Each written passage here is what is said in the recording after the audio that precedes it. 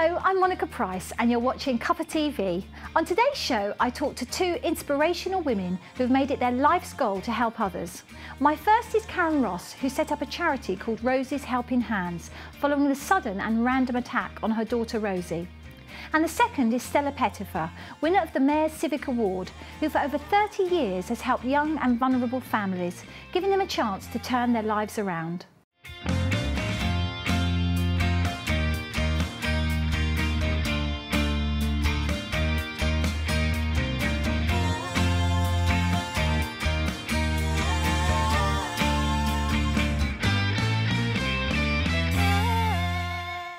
My first guest is a lady who, out of the tragedy of losing her daughter in a fatal stabbing in Birmingham, set up a charity that helps to improve the care and quality of young lives here in the West Midlands. Thank you for joining me, Karen. Lovely to see you. Thank you. Thank you. And Karen, so you set up a charity called Rosie's Helping Hands. But first of all, tell us a little bit about what happened to Rosie. In 2001, Rosie was 16 and she was about to leave school. And for the last day of school, they were asked to go in smart clothes rather than uniform. So on the Saturday, her and a friend decided to go into Birmingham to go clothes shopping, as young girls like to do. Yes. So off they went, and it was a beautiful day. It was a May day, and it was a beautiful day. So they did the shopping, and then at lunchtime they got some sandwiches, and they went up to Centenary Square and joined apparently hundreds of other people to just enjoy the sunshine. And so they had their sandwiches and that. And whilst they were there was, unbeknown to anybody, was a man with a serious mental illness, and he took the opportunity to walk over to Rosie, and he just stabbed her once. It was a completely random and motiveless attack. He ran off, but luckily, three young lads saw what happened. Well, they thought actually that she'd been mugged rather than stabbed, and they ran after him. And people came immediately to Rosie's aid when they realised what had happened. And she was rushed to City Hospital A&E department, where they operated for 5 hours before they came and told us that they were unable to save her life. And from that moment, we felt we had to do something positive for Rosie, but also to help the surgeons who had tried desperately to save Rosie's life. And we just felt that we had to help them as well. So that's really when the fundraising began as well. And so almost straight away then, Karen, you decided to set up the charity. Yes. And Rosie's Helping Hands. And again, a lovely name for a charity. How did you come about the name? Well, we wanted to, initially we raised money for City Hospital for the surgeons there. And after a few days after we lost Rosie, we found she'd left a will, which wasn't really a will, it was a thank you to everybody in her life. Did you know about that? No. How amazing. That was very, very emotional time, and even now I don't know why she did that, but she did. But she started it off saying that she wanted half of her money to be left to cancer research. So we knew we had to leave some to cancer research. So we went to the Birmingham University, to the cancer research department there, and asked what we could raise money for, and they wanted a microscope. So some of the money was given to them to help with this new microscope, and the rest of the money was given to City Hospital. So then we was in a position of we either stop or we carry on. But because of the fantastic local public support we had, we knew we had to carry on. So we started again as a registered charity this time in the name of Rosie's Helping Hands, and we wanted to help, just give a helping hand to small projects that help children and young people in the local area. And it's because of Rosie, it's Rosie Helping Hands, and that's where the name really came from. And did it help you as a family to cope with the grief? You know, it did. I mean, the tragic loss of your daughter must be, you know, must have been just, you know, too painful at sometimes for you to bear. Did it help you having that charity to push your energies perhaps into that? Yes, it was a positive focus, something for us to put our energies into. And the local people were just wonderful. I mean, they supported us all those years. They've continued to support what we do. and that is just absolutely amazing. And without them, we wouldn't be able to carry on because we only rely on public donations. And you work within a 15-mile radius, don't you, of Aldridge? Yes. Is that right? Yes. So you help people. Yes. So tell us what Yes. you do. What sort of things do you help people Well, with? people can apply to us for funding. There's a grant process. So we help with anything from toys for local children's play groups, things like that, books. We've also helped at youth clubs with various bits and pieces. Also the hire of rooms so the youngsters can meet at a youth club, right through to young adults with disabilities, helping them into training programs and work programs. And we've also continued to help the children's wards. At the moment we're raising money for Walsall Manor Hospital for the children's ward. They've got an outdoor area which needs some toys and equipment, so we've been helping with that as well. And was it something that was dear to Rosie's heart, you know, something that you're doing at the moment? Was there any particular charity or cause that she particularly liked herself? She liked all sorts of causes. She could never walk past anybody who got a collecting box. She always put money in. And actually for her 16th birthday she asked for a disco, but it was in aid of Water Aid. She held it for that, so it was like a fundraiser for Water Aid. So she was a very charitable and giving person, and we thought that we'd support children and young people because of Rosie being only young herself. We thought that was appropriate that we keep it to that age group. And the community that you work with, you say they're incredibly supportive. Have they continued to be supportive to you? Yes. Each year we hold Rosie's Walk. That's our largest fundraiser, and we are still astounded every year of how many people come along and take part. You know, 1,000 people just turn up and take part. And that's in July, isn't it, It's Karen? July, yes, the 5th of July this year. And what do people do? Yeah. How do people Well, they get can just involved come with along on the day and take part. There's a 1-mile walk or a 3-mile walk. Or they don't have to walk at all because we have entertainment on as well, live entertainment and stalls and things. Or people can do it as a sponsored walk, which obviously helps us to raise even more money if they decide to take up the sponsorship, so that's always good. But otherwise they can just turn up on the day, make a donation and be part of that community day. And what about you as a mother, Karen, because you lost your daughter, so that must have been, you know, a terrible, terrible thing for any mother to lose. Yes. So how has it helped you personally by, you know, keeping this charity going really in Rosie's name? Yes, absolutely. I feel that she's still near, having that charity. It's keeping Rosie near to us and close to us. And it's really helped, I'd say, with a positive focus and sort of putting our energies into something positive. It would have been so easy to have just pulled at the duvet and never got out of bed again, you know. But also we've got a son and we had to be there for him as well and to encourage him along his difficult journey as well. Does he get involved with the charity as well? He does to some extent, yes. He's always there for Rosie's Walk, yes, yeah. But he's he likes to keep in the background. He's a very shy young man, so he keeps in the background. But he does help, and he helps with the website from time to time and things like that as well. So how do you see the future for you, Karen? How do you see the charity moving forward, and what have you got any focuses or goals in the future? Well, when we first started, we thought maybe we'll carry on for 2 years. 2 years came and went, and it was doing really well, so we thought maybe 5 years. Then after that, we just thought we'll just go with it. Yeah. So as long as people are there to support us and want us to carry on doing things, most of our fundraising is through events, so we organise events. We will continue to do that. And we'll just keep going for as long as we can. And the walk, hopefully, you know, you'll have some good weather. And do people come from all over the West Midlands, you know, to support? Yes, they do, yes.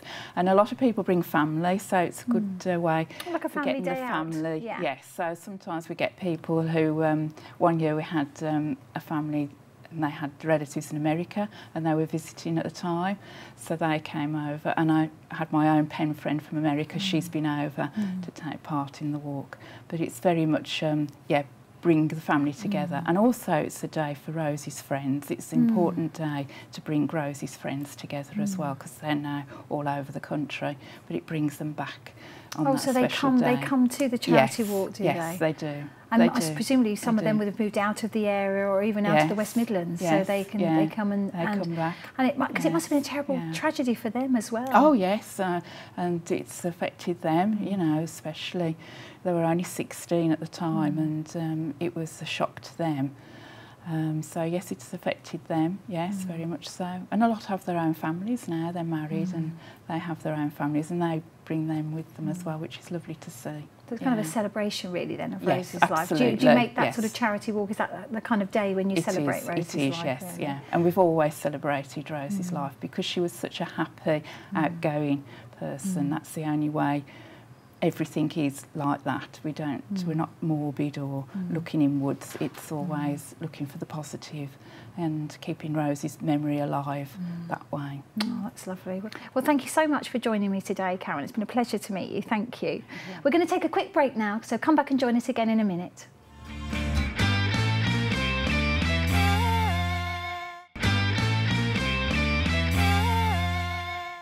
Welcome back to Cuppa TV.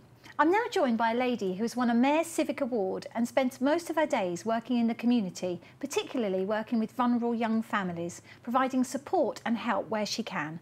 We welcome Stella Pettifer. Stella, thank you so much for coming. Welcome to Cuppa TV. Thank you for inviting me. You're very welcome. So Stella, tell us about what you do. Primarily the centre and the charity works with young people from the age of 2 to 25 and then their extended family. So it's in one of the most deprived areas of Warsaw. So there's a lot of people that are in need of help, and we offer many services from preschool through to training for parents so they get into employment, information points, work close with WHG, and social services, obviously, because there's a lot of children that are on child protection issues and safeguarding. And then we do mini-me's, which is a 4 to 6 year age group, and then we do tea time clubs, which is 8 to 11, and then youth, which is 13 to 25. There's a whole host of things that you do. And what's it called? What's it? Tots Care, is that right? Yeah, Tots Care is the play group. Youth is drop-in, tea time, and mini-me's and mini-me's. And it's just generally, it's just known as Stella's Place, to be fair. Yes. I don't think anybody in the area knows the official title, which is St Aidan's Care Team. I think it's just known as Stella's Place. And Stella, were you surprised when you got the award? Yeah, majorly. Tell us about it. Tell us about it. I didn't know I'd been nominated, and I went down into WHG for a separate meeting and walked out, and there's this lady scribing away. She said, "Oh, I'm just writing about you," and I said, "Why?" And she said, "Oh, I can't tell you." And then I never heard anything until I had a phone call from the Mayor's office saying that I'd been nominated, and it was a very nice do and dress accordingly. And then that was it. We just turned up expecting to make the numbers up, not expecting to win. And how did it feel when they called your name out and Embarrassing. You won? I was really, really embarrassed. I thought, because there was a girl in front of me and she won because she'd done X amount of work for a sister who died at their charity. And bless her, she went in, shook hands, thank you very much, walked off. So when they called, I was thinking, that's fine, just walk up, smile, don't sleep. Because I've got new shoes on and the floor was shining. I thought, please don't sleep here. So I was concentrating on staying on my feet. I went on the stage, shook hands, and thank you very much, went to walk off, and Bob Orman went, "You're being filmed, you need to answer questions." I was mortified. And then it got nervous. It was embarrassing first, nervous after, and then afterwards it was like really proud. Very proud. And what about when you took the award back to the centre? What did they say? Well, it was gone on Facebook before I'd left the town. So it was like, it was killing Facebook off. There was, people just generally said it was about time. But I didn't even know that the Mayor did awards anyway. And because I hadn't got no idea of the process up until somebody said they needed to come and film us as well. And I just thought everybody got filmed who got nominated or applied to. So everybody was like, well deserved. And I was proud, but I don't think I was proud until the next day because of all the trying to keep on my feet, drink water all night, not alcohol. And then the next day it sunk in that it was like quite a considerable award. So yeah, I was very proud. It was an amazing award for you to have won. Yeah. And now you've gone back, I mean, you worked tirelessly. You know, I was reading about you, over 30 years you've been doing what you've been doing. Why do you do it? I just loved our area. I was born in the area, and having children, seeing how little there was for them, for my own children, and how easy it could be that they could go down the wrong road as well, because that's the option in our estate. You're either going to go one way or the other, and majority of young people back in the day was going the wrong way, and I didn't want mine to follow suit.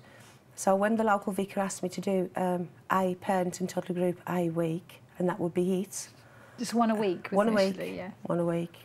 And then it just escalated as to what it is now. But we're very low-key within the area. You know, we don't go out shouting and singing and stuff like that. We just stay where we are and we work with those people. We're not exclusive to the area. We have got children that come from perhaps Walsall Ward or Bloxwich, but our main drive is our area to make a change, make a difference. And is there a change going on in the area? Yeah, massive change, a massive redevelopment. Tell us about that, Stella. They've took, Walsall Housing Group took control of the housing stock from Walsall Council and took down significant major family-run streets, bulldozed and flat, and left them flat for a long time.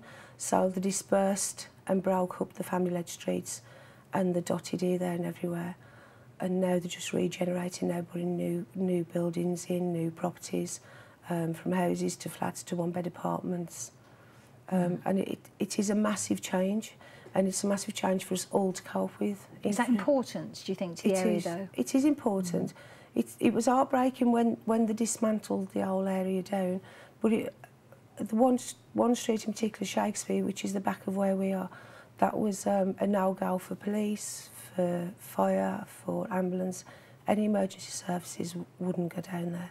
It was so bad, and it was family-led. And I understand, at first I was angry that they took all the houses down, they threw these people everywhere in Walsall, and then left it to settle. And I think that it needed that now, so that they can't reform. They're going to come back, is that right? They're going to come back into the area? Some will, yeah.